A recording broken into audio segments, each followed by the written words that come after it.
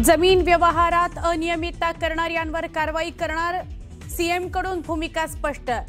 तर ज्यांना एफआयआर कळत नाही ते पार्थ पवारांवर आरोप करतात, विरोधकांना टोला।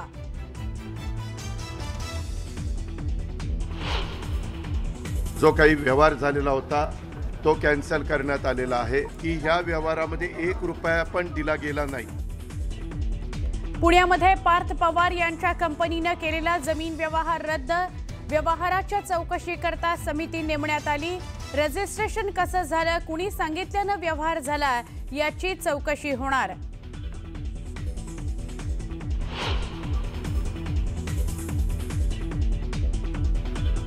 चोरी केलेला माल परत केला तर चोरावरचा गुन्हा रद्द होतो का? पुणे जमीन व्यवहार रद्द झाल्यानंतर अंबादास दानवेंचा सवाल, अजित पवारांच्या राजीनाम्याची दानवेंची मागणी।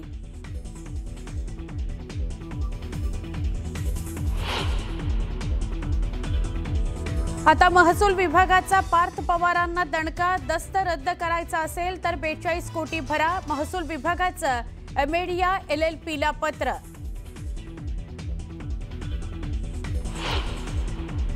सोसायटी काढायची, कर्ज काढायचं, पुन्हा कर्जबाजारी व्हायचं, पुन्हा कर्जमाफीची मागणी करायची। शेतकरी कर्जमाफीच्या मुद्द्यावर मंत्री राधाकृष्ण विखे पाटील यांचं वादग्रस्त विधान, विरोधक विखेंना घेरण्याच्या तयारीत।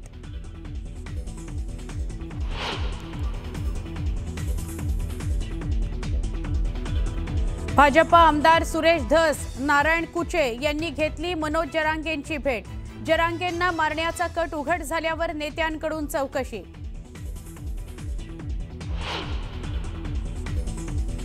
दोन 2019 मध्ये अपघातानं आलेल्या सरकारनं बुलेट ट्रेनचं काम थांबवलं।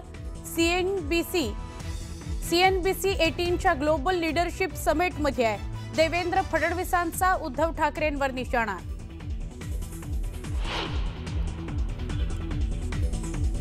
उद्धव ठाकरेंच्या मराठवाडा दौऱ्याचा आजचा शेवटचा दिवस, परभणी, जालना, छत्रपती संभाजीनगरमधील शेतकऱ्यांशी साधणार संवाद, नंतर पत्रकार परिषद। मुख्यमंत्री देवेंद्र फडणवीस आज गडचिरोली दौऱ्यावर, 1400 कोटींच्या वैद्यकीय आणि शैक्षणिक संकुलाचं फडणवीसांच्या हस्ते भूमिपूजन।